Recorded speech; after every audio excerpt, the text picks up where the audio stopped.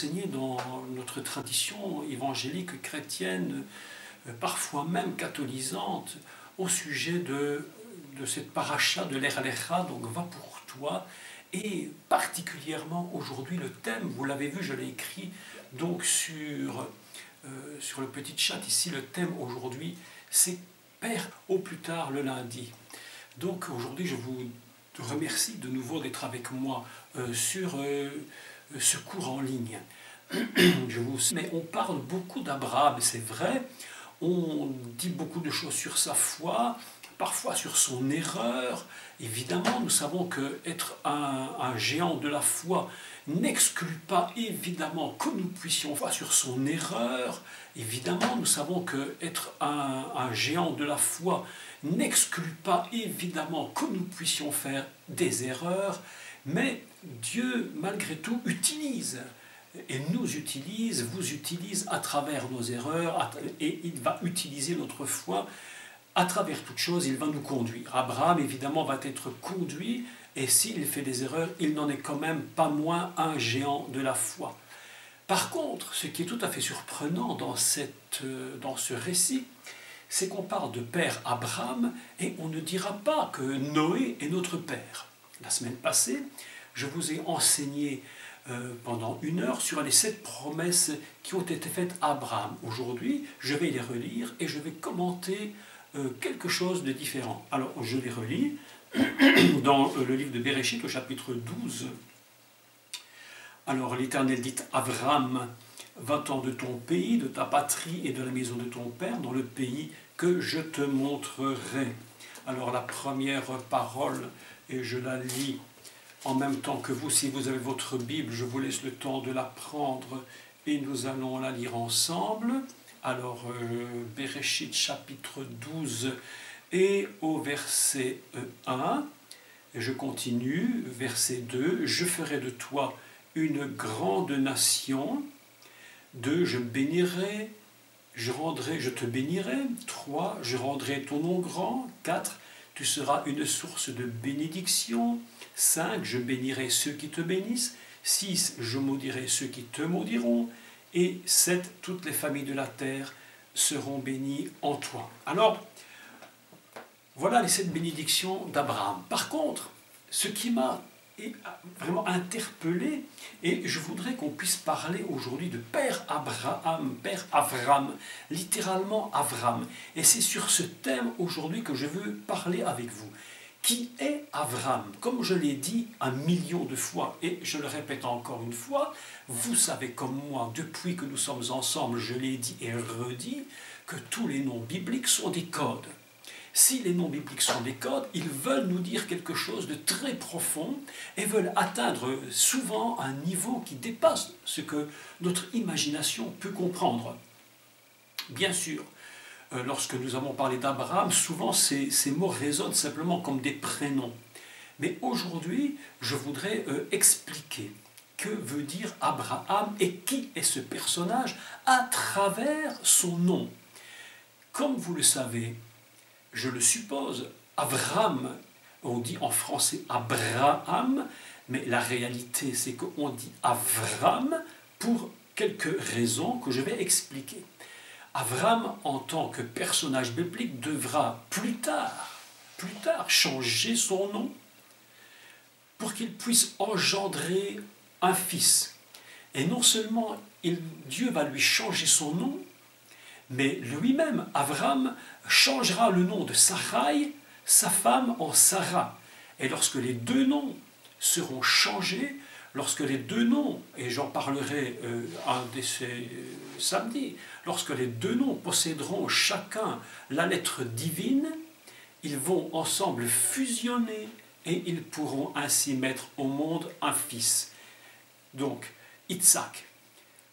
Aujourd'hui, contentons-nous, si vous voulez bien, de parler de Avram. Alors, Avram est un mot qui est composé de 2 mots hébreux.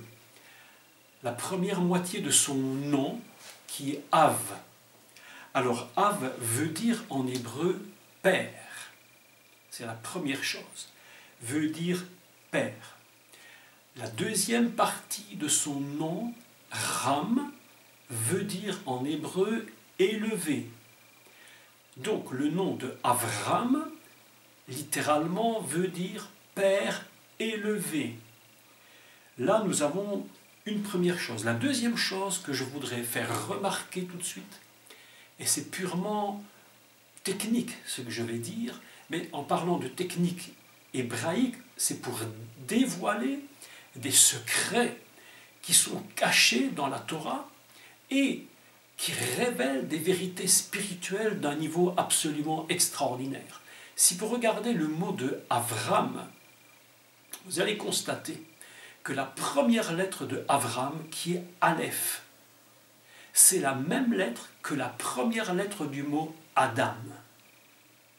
Et la dernière lettre du nom Abraham, qui est le même, c'est la dernière lettre du nom de Adam. Ainsi, Abraham a un début et un commencement semblables à Adam.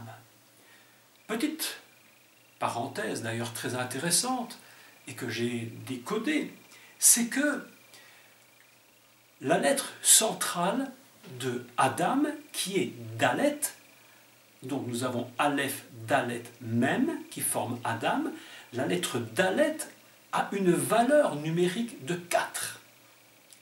Si vous prenez 4, eh bien lorsque vous prenez Avram, et que vous prenez les deux lettres du milieu, c'est-à-dire vous excluez la première et la dernière, il reste deux lettres, le Bet et le Resh. Lorsque vous additionnez Bet et Resh, vous avez 202, 2 et 2 font 4. Ainsi, nous avons un mystère qui commence de se dévoiler, c'est que Abraham est le personnage qui est en train d'ouvrir, un peu comme une semence qui s'ouvrirait progressivement, et que dans le cœur d'Abraham, nous avons la même valeur que la deuxième lettre de Adam, David. Très intéressant d'ailleurs, puisque nous comprenons que Abraham va engendrer celui qui plus tard sera David, qui plus tard engendrera lui-même le Messie. Ainsi, nous avons une image absolument fantastique que le père Avram contient dans son cœur, à l'intérieur même de lui, déjà quelque chose qui est en train de produire et qui va produire plus tard le Messie, celui qui engendrera le Messie, David. Tout est en lui. Dieu n'a rien fait par hasard. Je dois dire que une première question que je me suis posée et que je pense peut-être qu'il faut se poser,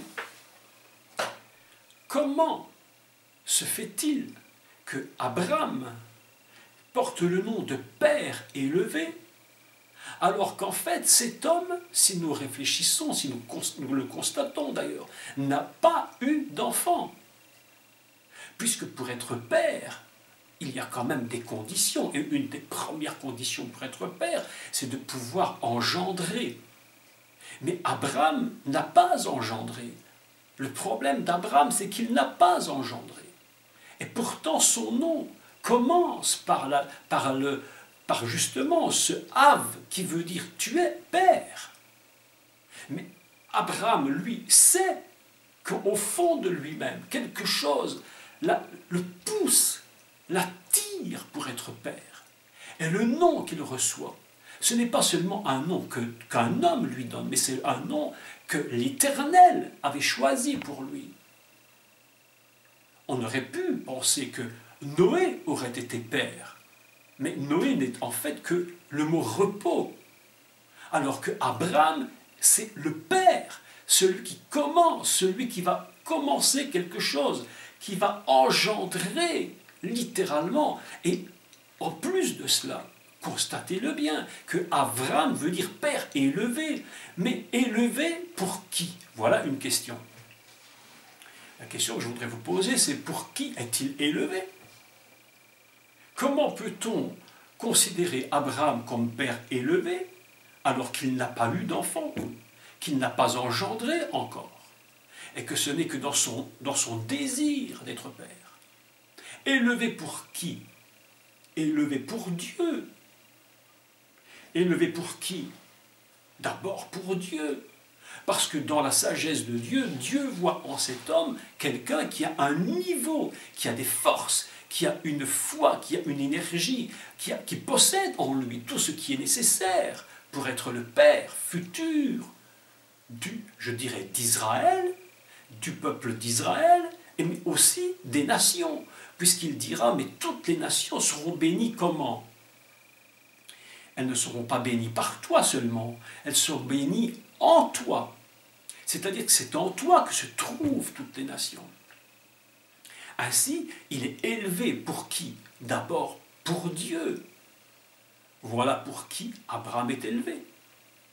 Dieu le regarde et il dit, toi tu es père, parce que je trouve en toi, je vois en toi, ou plutôt j'ai mis en toi tout ce qui est nécessaire pour que tu deviennes le père, celui qui va engendrer Israël et qui engendrera plus tard les nations en toi par la foi dans le Messie que tu possèdes. J'ai donné en toi les forces, ce qui convient pour que le Messie sorte de toi. C'est pourquoi, moi l'Éternel, je considère déjà que tu es père, alors que même tu n'as pas engendré, je considère que tu es père. C'est pourquoi ton nom est Av, père. Av, le père. Je ferai remarquer que toute la notion de père est une notion si importante. Qu'est-ce qu'un père? Concrètement, qu'est-ce qu'un père? Si nous réfléchissons, un père, c'est qui? La première condition pour être père, c'est d'engendrer, comme je vous l'ai dit. La deuxième notion de père, lorsqu'on parle d'être papa, d'avoir des enfants, c'est la notion de père, c'est de pourvoir aux besoins. C'est également un modèle, le modèle du père pour le fils. Lorsque le fils voit le fils a un modèle qu'il va suivre. Dans notre civilisation aujourd'hui, dans ce qui se produit aujourd'hui de catastrophique sur la terre, et je regarde bien, je me rends bien compte que ce qui se passe est absolument terrible, puisque aujourd'hui en France et en Belgique, ils sont en train de mettre une notion absolument inimaginable, une notion folle, qui est la notion de ce qu'on appelle la théorie du genre. C'est-à-dire qu'il ne faut plus qu'il y ait la notion de garçon et de fille, de masculin et de féminin. Il faut que tout se mélange et on choisit ce que l'on veut être. Mais dans une famille, si la notion de père n'est pas respectée, si la notion de mère n'est pas respectée, les enfants qui sont élevés dans cette famille, quel modèle vont-ils avoir? Alors que le père, c'est le modèle fondamental qui est dans une famille pour le fils, pour les enfants. Vous comprenez, ces choses sont tellement importantes. Mais je crois qu'aujourd'hui, l'esprit du diable est en train de vouloir détruire la notion fondamentale. Il ne veut plus de cela. Alors que Dieu, à travers sa parole, a toujours placé une notion de père, en disant, voilà, vous avez besoin du modèle. D'ailleurs, lorsque Yeshua va parler, il va dire mon père, ce qui va beaucoup d'ailleurs déranger les Juifs. Pourquoi ils seront dérangés? Parce que jamais on n'a osé parler de cette notion en tant que Dieu Père.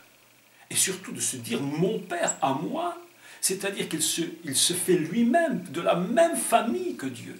C'est ça qui dérange les Juifs. La notion du Père, la notion de celui qui nous engendre, la notion de celui qui va nous défendre, parce que le Père est un défendeur pour ses enfants, un défendeur pour la famille. Toutes ces notions de Père, Abraham les possède. Il possède toutes ces notions, mais il n'a pas encore l'opportunité de pouvoir mettre tout ça en fonction, encore que, il y a quand même quelque chose qu'Abraham a engendré. Et nous en avions déjà parlé, je crois.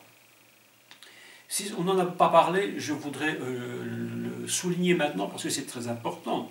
Lorsqu'il est dit qu'Abraham emmena avec lui toutes les personnes qu'il avait acquises, comment on dit ça ici? Il dit avec lui tous les biens qu'il possédait et les serviteurs qu'il avait acquis à Haran. En réalité, il est écrit que Abraham avait enfanté des âmes. Les âmes, il avait emmené avec lui les âmes qu'il avait enfantées, qu'il avait fait lui-même. Il avait fait des âmes et il les avait emmenées avec lui pour partir.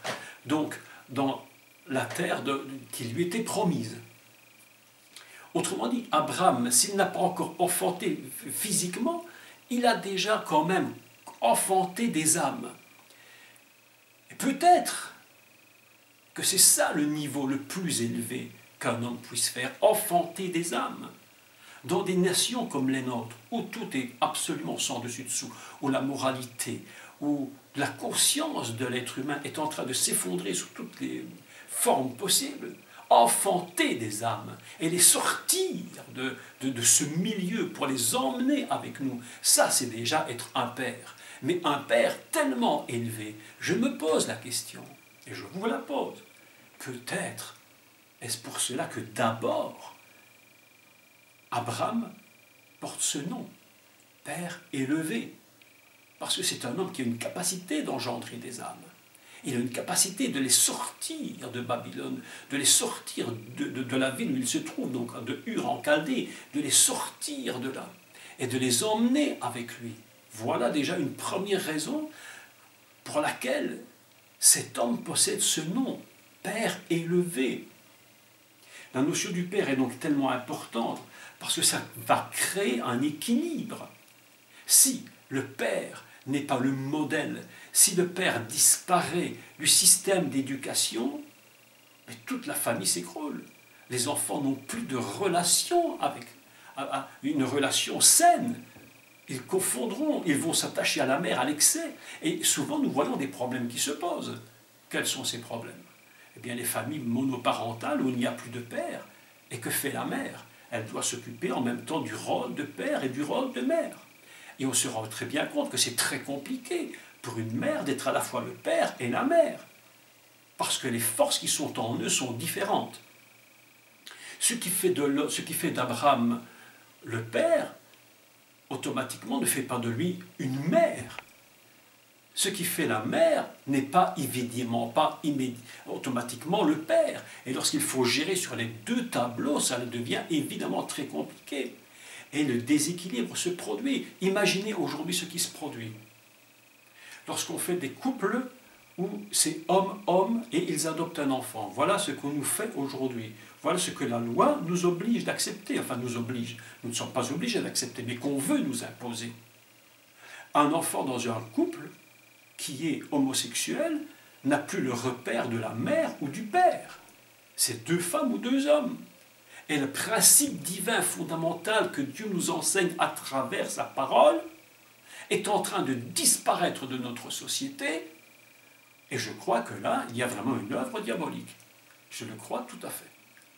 Le diable, l'esprit malin, n'aime pas cette relation véritable du père et de la mère.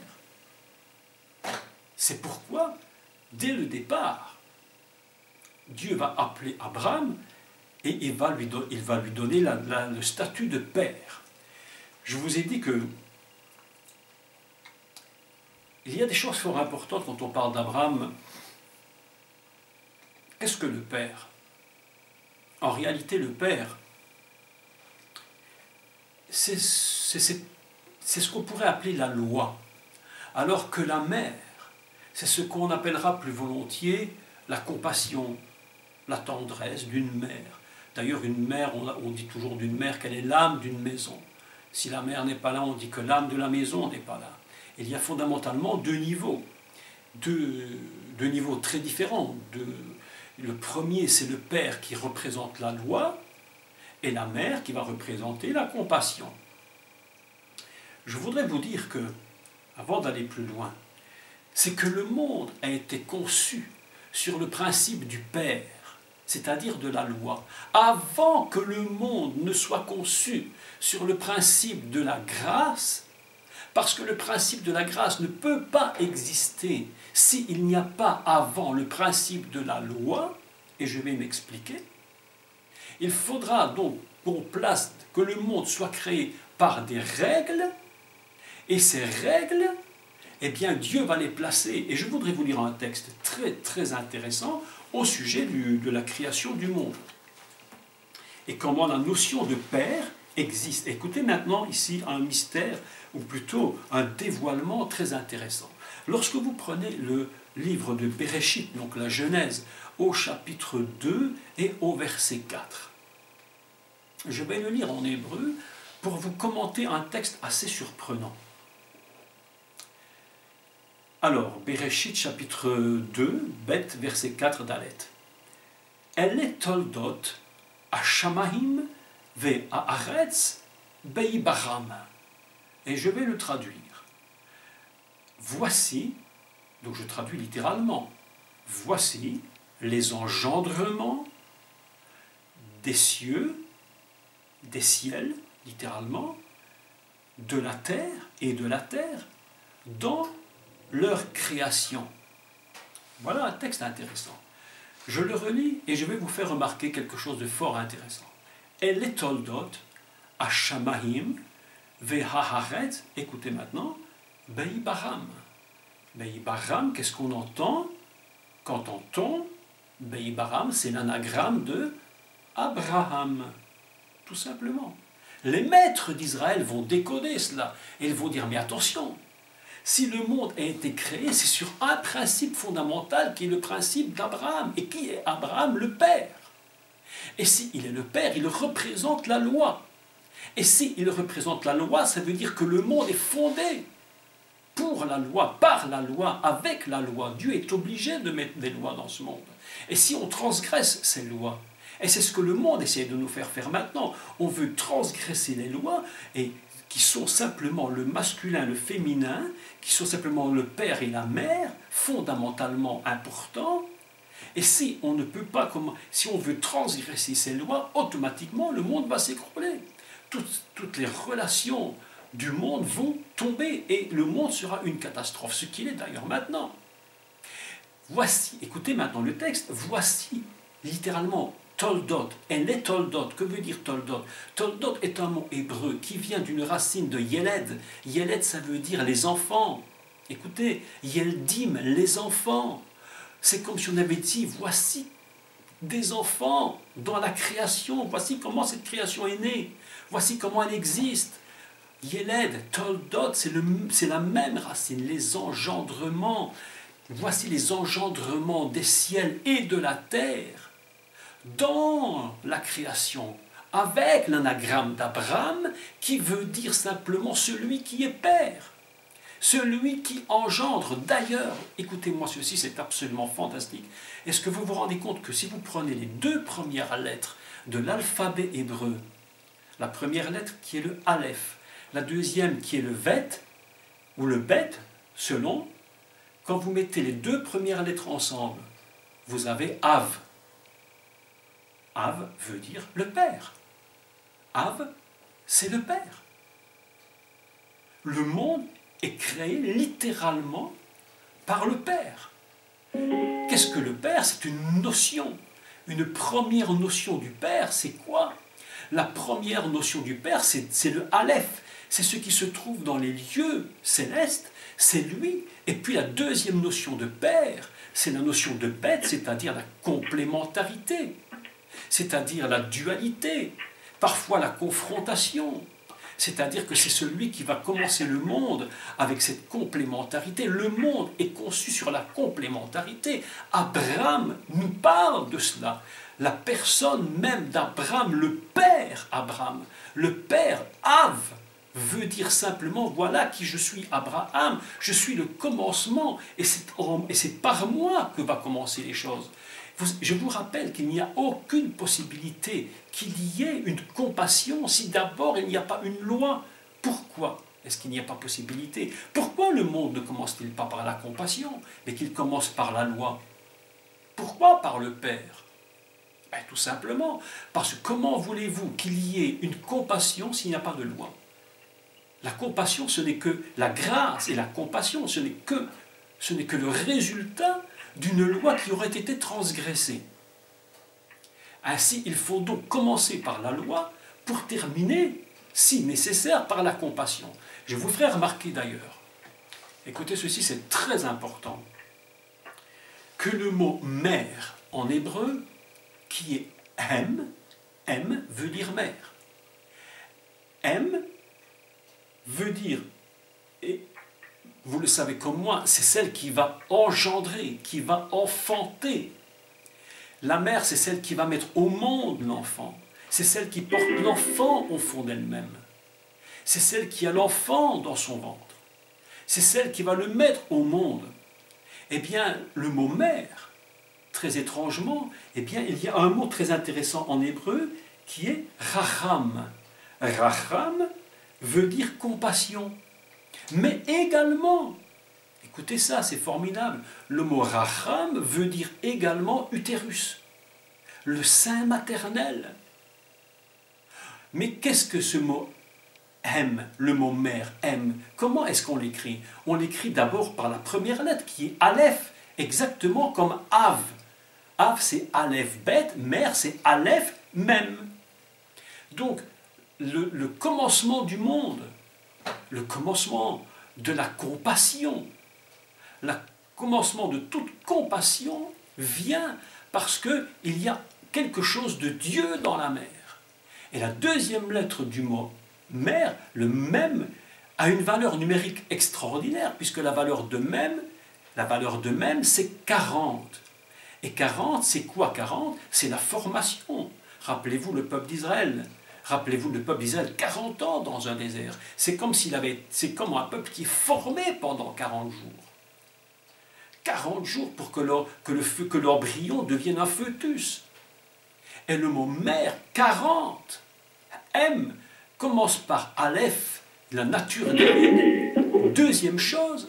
La deuxième chose, c'est 40, qui est la nature véritablement de la femme qui va mettre son enfant au monde. Ainsi, les deux notions se représentaient.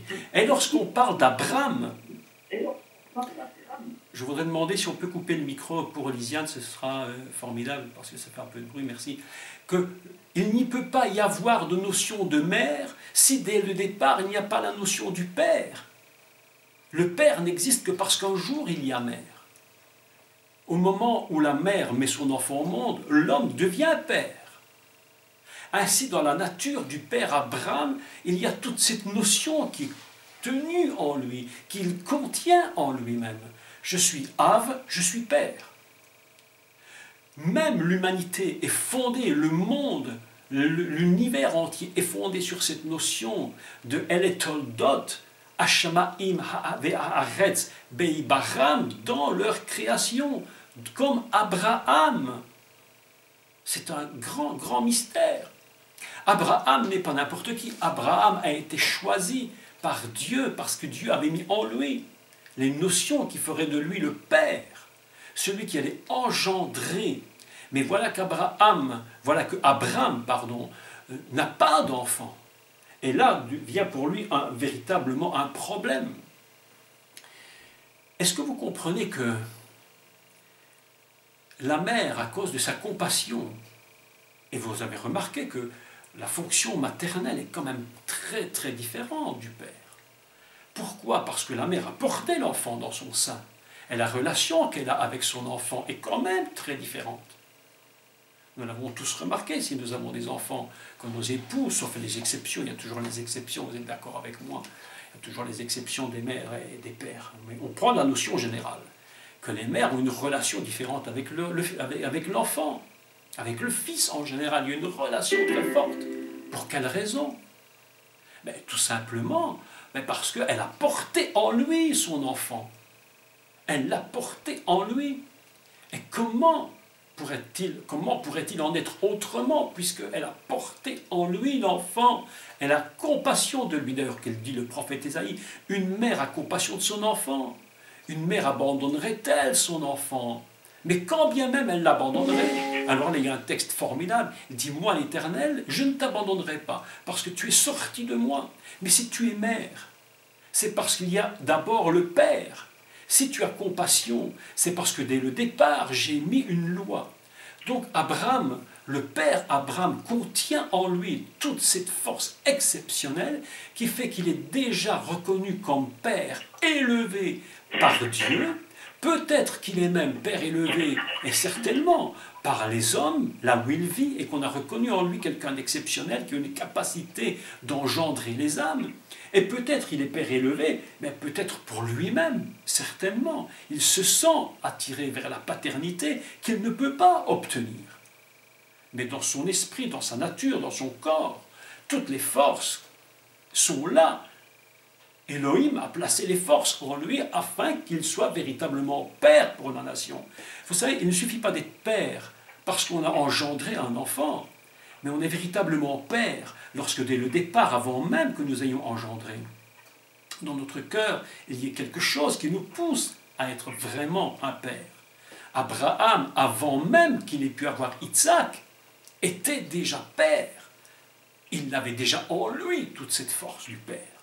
Et tous les attributs que pouvait avoir un père, la force, la loi, la puissance, toutes ces choses étaient en lui.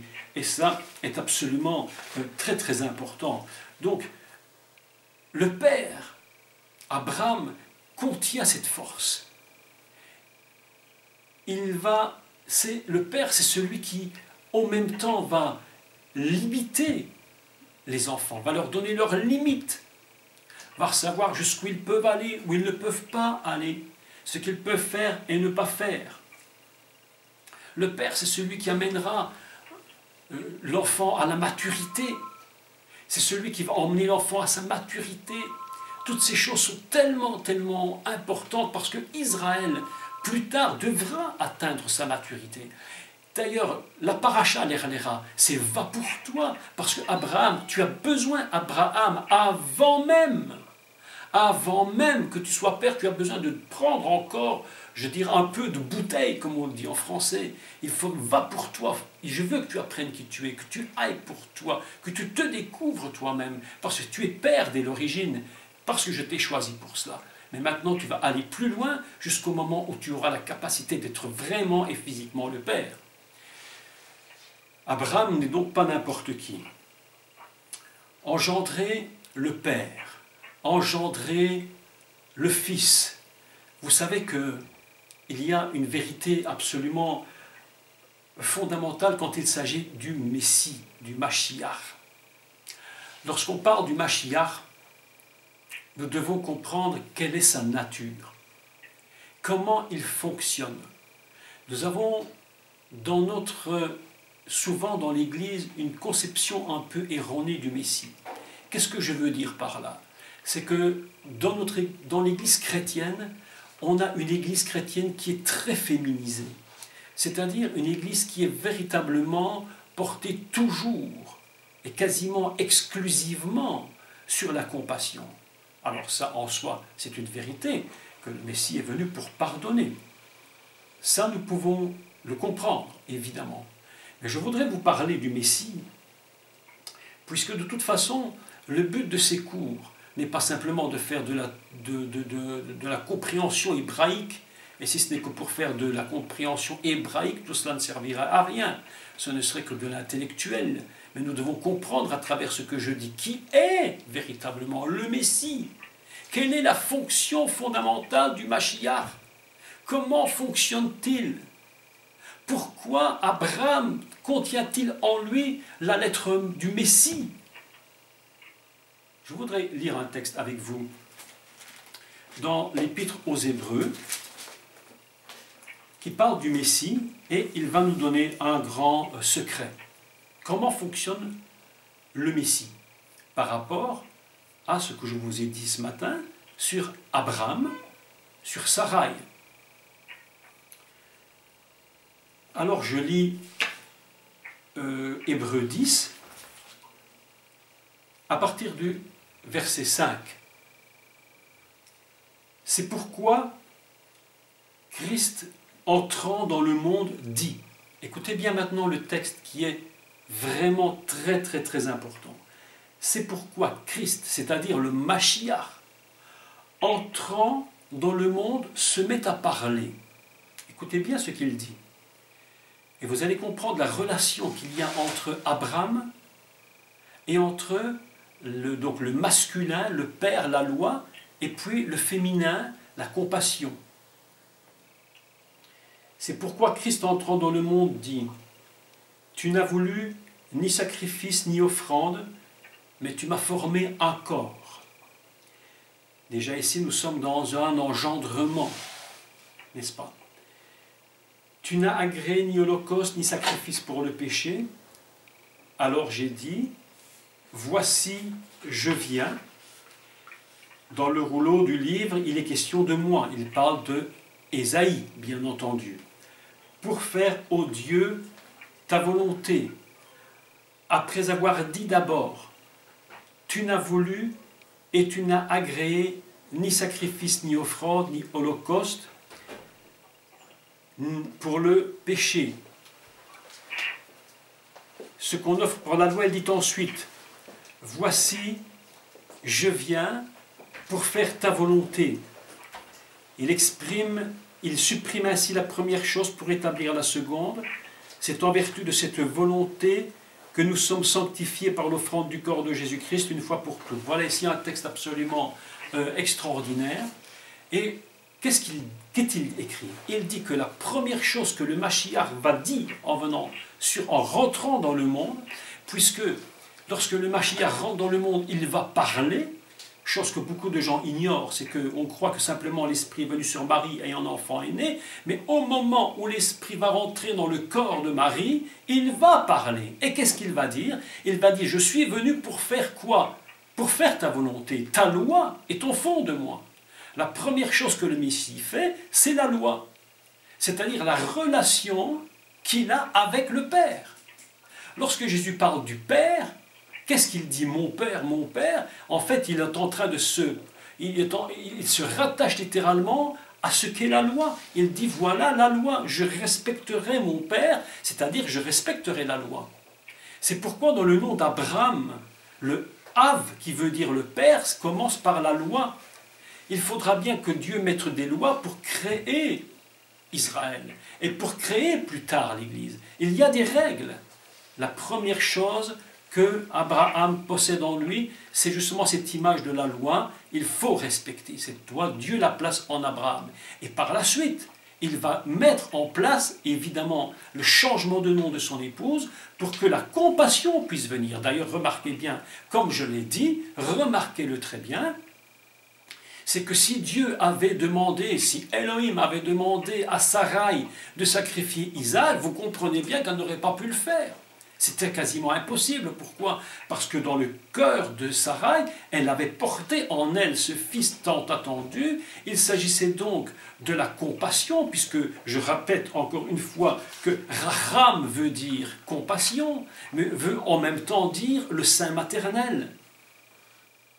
Lorsqu'on parle de l'utérus, on dit Raham. Imaginez que Dieu ait demandé à Sarah de sacrifier son fils. Mais c'était quelque chose d'absolument impensable pour la mère. Par contre, pour le père, Av, qui est Abraham, lui, il est fixé, non pas sur une notion fondamentale de la compassion, mais sur une notion fondamentale de la loi. Le père, la loi, la mère, la compassion. C'est un peu les deux points que nous rencontrons aujourd'hui, deux niveaux très différents. Bon, c'est une parenthèse, mais si vous prenez l'Église chrétienne, c'est une Église qui est très féminisée. Tout est toujours dans la compassion, le pardon, en soi c'est bien, mais quand on dépasse cet excès, je dirais que c'est le défaut de la qualité de l'Église chrétienne. Par contre, si vous prenez l'islam, c'est une Église qui est fondée systématiquement, non pas sur la compassion, mais sur la loi stricte, la charia. Une religion fondée totalement sur la charia, la loi, une religion fondée totalement sur la compassion, il n'y a plus d'équilibre. C'est pourquoi nous devons, en tant que, même en chrétien, avoir un équilibre entre ce qui est compassion et ce qui est absolument, qui doit être respecté. Donc Abraham, dans son nom propre, contient en lui-même, dès l'origine de son nom, la notion du Père, mais automatiquement va engendrer après la notion de la compassion, c'est-à-dire de la partie féminine, c'est-à-dire la mère. Ainsi, je reviens au Messie. Et je voudrais vous dire, le Messie, comment a-t-il agi? Il rentre dans le monde et il dit, je suis venu pour respecter la loi. Parce que sans la loi, il n'y a pas possibilité de pouvoir arriver à la perfection. Donc le Messie respecte d'abord la loi, et la deuxième partie du ministère messianique, c'est la compassion. Autrement dit, le Messie contient en lui quoi? Il contient toutes les notions qui sont dans le Père Abraham, c'est-à-dire la notion du Père qui n'existe que parce qu'un jour il y a compassion. Il n'y a pas de père s'il n'y a pas de mère. Lorsqu'un couple existe, hommes, femmes sont ensemble, s'ils n'ont pas d'enfants, ils ne seront jamais ni père ni mère. Ils peuvent le désirer, mais ils ne le sont pas. Quand est-ce qu'ils vont devenir pères, qu'ils vont porter, au moment où l'enfant va naître, l'homme devient père, la femme devient mère. Ainsi, Abraham, lorsqu'on dit Avram, père élevé, cela veut sous-entend la notion du père, et en même temps, s'il est père, c'est parce qu'il y a une notion de mère qui va s'accompagner. Et nous allons voir que c'est plus tard qu'il faudra que les noms soient changés. Avram deviendra Abraham, et il recevra la lettre divine dans son nom, et puis Abraham se rend compte qu'il y a une nécessité, et Dieu va lui dire maintenant change le nom de ta femme, et Abraham lui-même va changer le nom de sa femme, il va lui ajouter une lettre divine, le Hé, et Sarai deviendra Sarah. Au moment où les deux noms sont changés, et on comprend bien l'image du spirituel dans ce domaine, eh bien c'est à ce moment-là qu'il y a un miracle va se produire, et qu'ils pourront mettre au monde un enfant. Ainsi, lorsque le premier verset du chapitre 12 de Bereshit nous dit l'Éternel dit à Avram, immédiatement avant d'aller plus loin et de comprendre les 7 promesses qui lui sont faites, Dieu va placer d'abord la notion fondamentale. Avant que je te donne les promesses, il faut que je te dise une chose, ton nom, Av, est le nom du Père et il est en même temps élevé. Je considère ton nom élevé. Mais un nom élevé n'est pas encore suffisant. Parce qu'il dira plus tard, je ferai de toi une grande nation. J'élèverai, je rendrai ton nom grand. Mais comment peut-il rendre grand un nom qui est déjà grand? C'est-à-dire que Dieu va rajouter en lui quelque chose de sa nature propre divine, de son esprit en lui, de quelque chose de surnaturel en lui qui permettra à Abraham de pouvoir devenir vraiment non seulement un père, je dirais dans la pensée, dans le désir, mais un père dans la réalité. Quand on parle de qui est le père Abraham, eh bien nous avons besoin de comprendre tous ces grands principes. Vous savez que dans le mot, vous savez qu'il y a des noms de Dieu, dont un des noms de Dieu est El Shaddai. Je ne sais pas si je vous avais parlé de ça, mais El Shaddai c'est un nom absolument extraordinaire. Nous l'avons traduit en français par Dieu Tout-Puissant. La réalité n'est pas celle-là, c'est encore une traduction un peu erronée. Si nous prenons le mot El Shaddai et que le découpons, nous avons 3 mots hébreux. Le premier mot hébreu qui est El, qui veut dire Elohim, c'est-à-dire le Dieu qui crée. Je vous fais remarquer qu'il s'agit de Elohim, le Dieu créateur, non pas de Adonai, celui qui est au-dessus de toute chose, qui, même s'il ne crée pas, il est Dieu. Non, ici on parle de Elohim, le Dieu qui crée. C'est donc cette relation avec la création. Et quel est le deuxième mot? El Shad. Shadim, c'est quoi Shadim en hébreu? En hébreu, Shadim, ce sont les mamelles. Littéralement, si je traduis El Shaddai, c'est le Dieu des mamelles, c'est-à-dire la partie féminine. La partie féminine, c'est-à-dire celle qui va avoir compassion. Et la troisième partie de El Shaddai, c'est Dai. Et Dai veut dire ça suffit. Je mets une loi avec des limites. Ainsi, vous comprenez que dans la pensée de El Shaddai, le Dieu Tout-Puissant, je suis le Dieu Tout-Puissant, c'est ce que Dieu va dire à Abraham, je suis le Dieu Tout-Puissant. Autrement dit, je possède en moi la notion du père et la notion de la mère, mais je mets des limites. Lorsque Dieu appelle et qu'il nomme son nom, Avram, toutes ces notions sont dans cet homme. Toutes les notions sont en lui. Il n'y a rien qui lui manque. Il est quasiment prêt pour pouvoir plus tard rentrer dans une dimension supérieure qui va lui donner de produire un miracle. C'est-à-dire la naissance d'un enfant. Et je précise une chose qui est très intéressante, c'est qu'Abraham n'était pas stérile, évidemment. C'était sa femme qui ne pouvait pas avoir d'enfant. Abraham, lui, n'était pas stérile puisqu'il a eu un enfant avec la servante Agar. Et il a donné un enfant qui était Ishmaël, dont il y aurait évidemment beaucoup à dire. J'ai enseigné ce mercredi ici sur la notion d'Ishmaël. Mais je pense que je redonnerai ce cours pour que vous puissiez avoir une idée tout à fait différente. Donc voilà que Abraham n'est pas du tout, ni Abraham n'est pas stérile, mais il a besoin de recevoir quelque chose en lui, de Dieu, et au moment où il reçoit cette chose de Dieu, il va pouvoir lui-même intervenir sur son épouse afin qu'elle-même puisse être changée, parce que remarquez bien que ce n'est pas Dieu qui change le nom de Sarah, mais c'est Abraham qui change le nom de son épouse, pour qu'elle puisse porter quelque chose en elle de Dieu. Donc, voilà qui est le père Abraham en partie. Je crois qu'il y aura encore tellement de choses à dire sur le père. Vous savez, dans la psychanalyse, lorsqu'on parle du père, ce sont des livres entiers qui ont été écrits sur le père. Lorsqu'on parle de la fonction de la mère, ce sont des livres entiers qui sont écrits sur la mère. Donc ici, on ne peut pas rentrer dans tous ces détails, ces notions.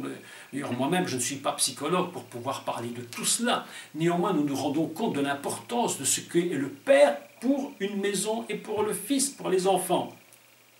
Si le père n'existe plus, la notion du père disparaît, automatiquement quelque chose dans l'enfant ne pourra se construire. C'est pourquoi Israël sera comme le fils. D'ailleurs, Dieu dit clairement, Israël est mon fils. Comprenons bien cela. Et il est parlé du fils de Dieu. Pourquoi? Parce que la notion du fils ne peut exister, se développer harmonieusement dans tout ce qu'elle représente si il a une relation avec Av, c'est-à-dire père. C'est pourquoi Dieu ne choisit pas Noach pour commencer l'humanité et recommencer cette notion qui va conduire, si vous voulez, l'humanité à posséder Israël et le Messie, mais il va choisir Abraham, parce que Abraham possède en lui la notion du Père. Dieu va choisir un être qui possède en lui, il va mettre en lui toutes les notions du Père, pour qu'il puisse lui-même devenir Père. D'ailleurs, on ne dit jamais Père Noé, on dit Père Abraham. Abraham Avinu, Abraham notre Père. Ce que je dis ici est tellement important, je ne sais même pas je ne sais pas si je m'exprime suffisamment bien pour dire tout ce qui est nécessaire de le dire. Mais le monde est fondé sur ces principes, et du père et de la mère. D'ailleurs, on parle toujours de la mère patrie. Lorsqu'on parle de notre nation, on dit la mère patrie. C'est quoi la mère patrie? La mère, évidemment, c'est la mère, mais patria, c'est le père. Autrement dit, quand on parle de la mère patrie, on parle de la mère et du père. Cette notion est indiscutablement indivisible. Et lorsque Dieu va séparer, il va sortir de Adam la femme, ils seront placés sur la complémentarité, parfois sur l'opposition. Pourquoi? Parce que cette notion est très importante, que le père n'existe que lorsqu'il y a complémentarité, parfois opposition, comme face à face, où on peut ensemble construire quelque chose.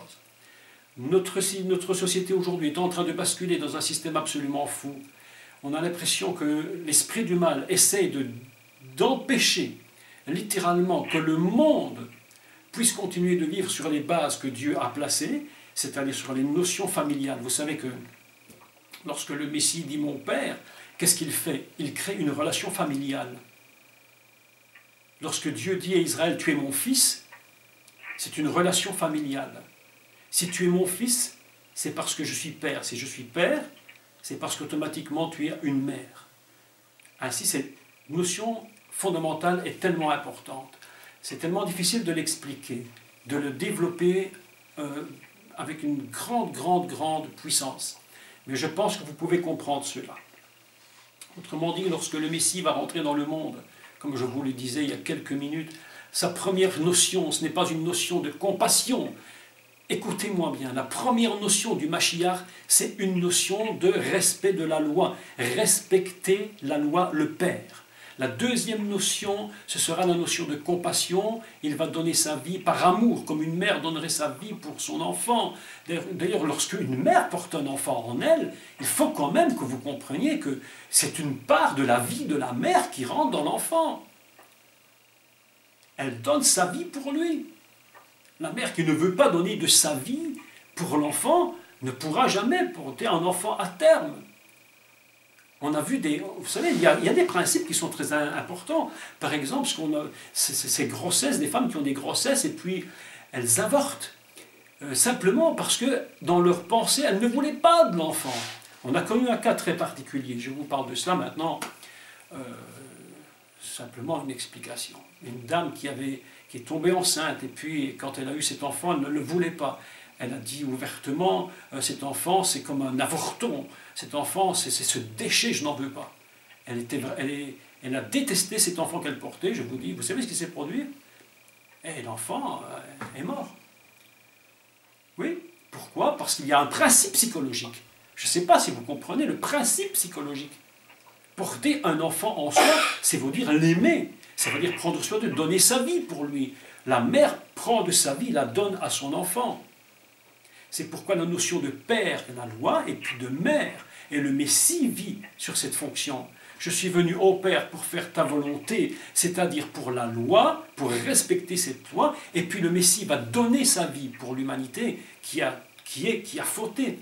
Il ne peut pas y avoir compassion s'il n'y a pas eu avant une loi.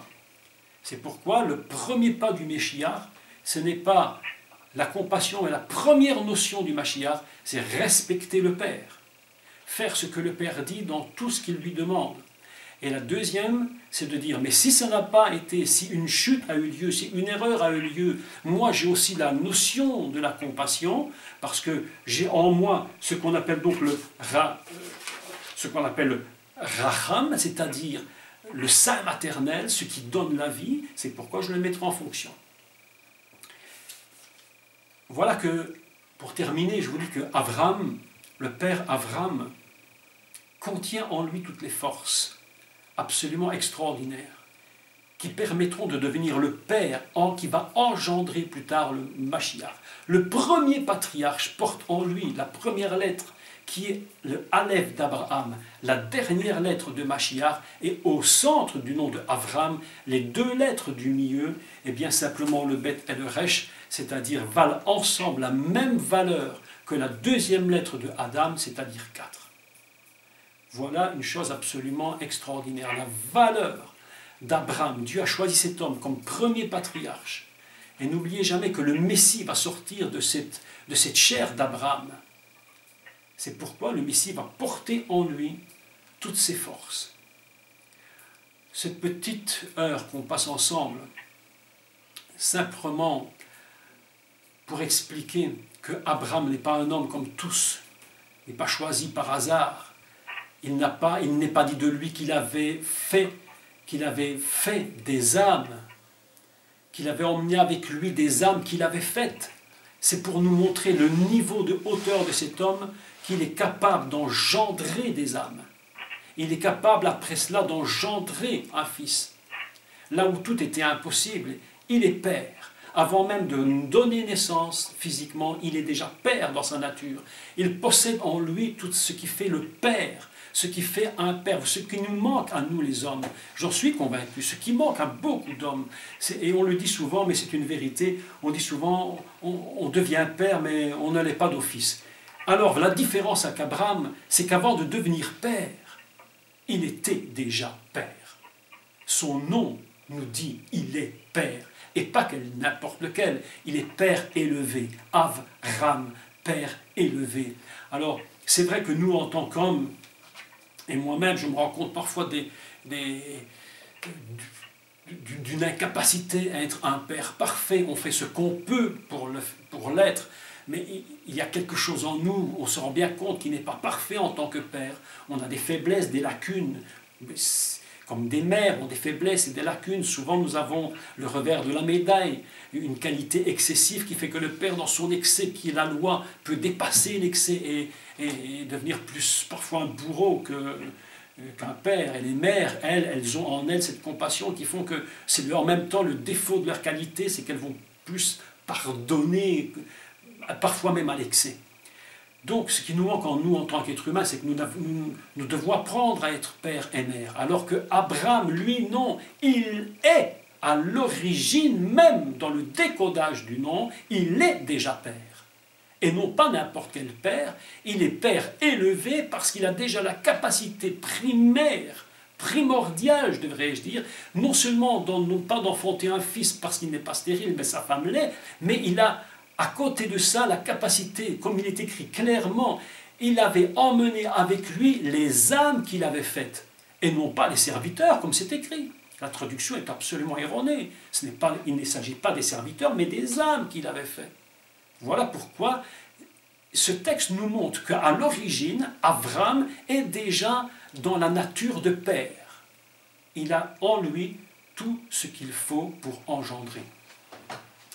On aura l'opportunité, dans les semaines qui viendront, d'expliquer pourquoi il était indispensable qu'un homme qui est père élevé puisse et ait besoin, devrais-je dire, de recevoir quelque chose de plus pour produire un miracle de la naissance avec son épouse. Nous allons réfléchir sur cela et comprendre comment Dieu s'y est pris et pourquoi il a changé son nom.